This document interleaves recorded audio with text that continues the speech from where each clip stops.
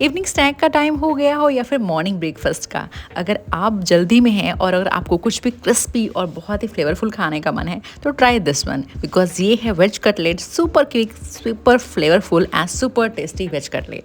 Hello everyone, I am Prisha और आप देख रहे हैं देसी तड़का विद प्रिशा। और आज हम बनाएंगे veg cutlet with simplest ingredient, बहुत ही क्विक।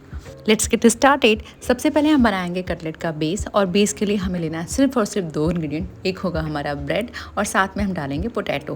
पोटैटो हमने पहले से बॉईल कर रखा था, तो मैंने 6 ब्रेड का यूज़ किया है इसमें, और साथ में मैंने 5 मीडियम साइज़ के पोटैटो। सारे ब्रेड स्लाइस को हमें पानी में 1 से 2 सेकंड के लिए डिप करना है। तुरंत अच्छे से स्क्वीज़ करके पानी निकाल दें, फिर उसे अच्छे से मैश्ड पोटैटो में क्रम्बल करके मिक्स कर दें। इस तरीके से करने के बाद हम अच्छे से इसको हम मिक्स करते हैं तो हमें एक लगभग आटा सा तैयार हो जाता है, कुछ इस तरीके से। इसे हम साइड में रखेंगे और अब स्टार्ट करेंगे स्टफिंग। तो स्टफिंग के लिए हमें सिर्फ 3 बेसिक मसाले चाहिए, जैसे कि लाल मिर्च, गरम मसाला और सॉल्ट, दैट्स इट। साथ में लेंगे 3 सब्जियां, मटर बारीक कटे हुए, कैबेज और बारीक कटा हुआ गाजर।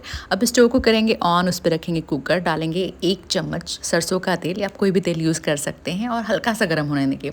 अब जो 3 सब्जियाँ लेना, तीनों सब्जियों को हमें इसमें डाल देना, कोई पानी ऐड नहीं करना, और जो मैंने मसाले बताए वो मसाले डाल देने हैं।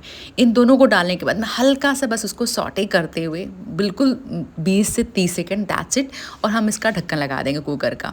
जैसे हमारी पहली सीटी आती है ना, हमारा स्टफिंग बिल्कुल प्रिपेयर्ड है। हम तुरंत सीटी निकाल देंगे, हम वेट नहीं करेंगे कि सीटी का खुद से निकलने का। और जब निकालेंगे ना तो कुछ इस तरीके का हल्का सा पानी भी रहेगा, उसको हल्का सा हम फ्लेम को हाई फ्लेम पे रखते हुए स्टोव का, और फिर उसको हम थोड़ा सा जलाने की कोशिश करेंगे। सो एक्स्ट्रा पानी है वो ख़त्म हो जाएगा और अच्छा सा एक ऑयल सेपरेट हो जाएगा। अब यहाँ पे मैंने 1 चम्मच बेसन डाला है, और बेसन को साथ में रोस्ट कर लिया है इसी मसाले के साथ में।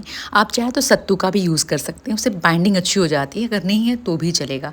तो अब हमने स्टफिंग को साइड में कर लिया है। अब हमने आटा जो बनाया था आलू ब्रेड का, उससे लोइयाँ काट लेंगे। तो लोइयाँ काटने के बाद में हमें कुछ इस तरीके से शेप देना है।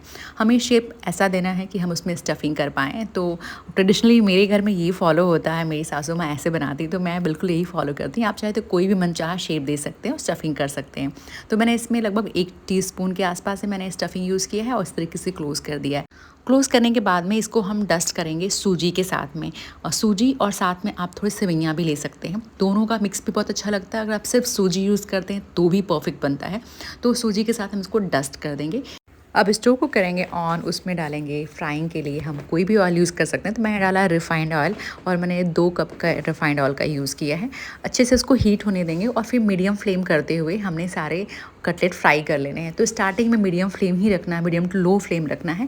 जब लगे कि हाँ थोड़ा कलर आ गया, तो थोड़ा सा आप क्रिस्पीनेस प्रोवाइड करने के लिए हल्का सा हाई फ्लेम की तरफ कर सकते हैं स्टोव को, और इस तरीके से हम इसको फ्राई कर लेंगे। गर्मा गर्म फ्राई करके इसको आप हरी चटनी के साथ में, सॉस के साथ में सर्व कर सकते हैं। गर्मा गर्म चाय अगर हो तो फिर क्या ही बात है। तो मैंने इसको सारे को फ्राई कर लिया है, और इसको सर्व कर रही हूँ चटनी और सॉस के साथ में। तो मैं आपको दिखा रही हूँ कितना क्रिस्पी बना। बाहर की जो शेल है ना बहुत ही क्रिस्पी है, और अंदर में उतना ही सॉफ्ट है। आप आवाज़ भी सुन सकते हैं मेरे फिंगर्स की, अगर आपस में भी ये रगड़ते हैं तो बहुत अच्छी आवाज़ आती है। बताते ना कितना कुरकुरा है। तो अगर आपको रेसिपी अच्छी लगी तो लाइक, शेयर, सब्सक्राइब करना नहीं भूलना। मिलते हैं नेक्स्ट एपिसोड में। Till a time, take care, bye bye.